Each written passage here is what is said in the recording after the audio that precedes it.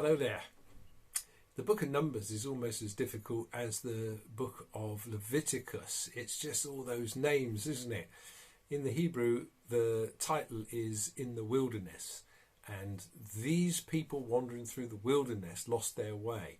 They saw the glory of God and they knew where they were going, but somehow when they sent spies into the land that was promised to them, they came back with a report that was negative. They felt they were insignificant and incapable of conquest. And only Joshua and Caleb urged Moses to lead the people in.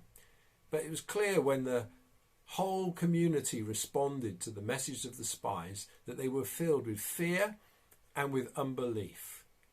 As a result, God said to Moses, I'll wipe this whole generation out. And Moses interceded for them, saying, no, don't do that, because the nations will say this is because God wasn't strong enough and able to bring them in. No, don't do that.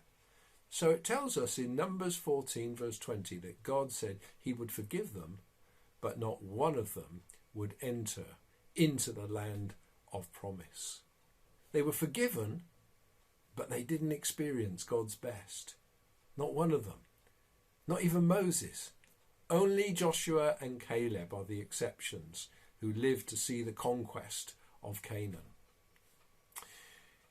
There's sometimes been a discussion about whether in the New Testament the emphasis is on being disciples or being believers.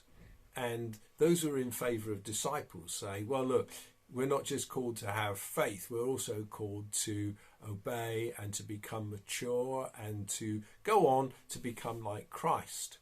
There's no argument at all, really. James 2 and verse 19 says, you believe in one God, you do well. Even the demons believe that and shudder. That kind of orthodox but abstract, meaningless faith is of no value for godliness. True faith, true belief, is always expressed in loyal obedience to God. And 1 Corinthians 10 verse 6 says, that these stories in Numbers were written for us as examples to show us that we might not desire evil as they did. And Paul exhorts the Corinthians and therefore exhorts us not to follow in that bad example. Verse 11 of 1 Corinthians 10, these things happened to them as an example, but they were written down for our instruction on whom the end of the ages has come. The inheritance that we're pressing into is far more glorious than simply the conquest of Canaan.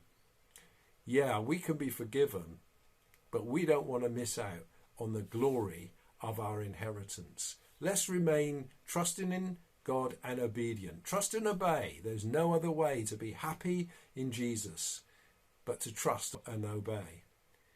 For the Israelites, it was possessing the land. For us, it's hearing the Lord say, well done, good and faithful servant.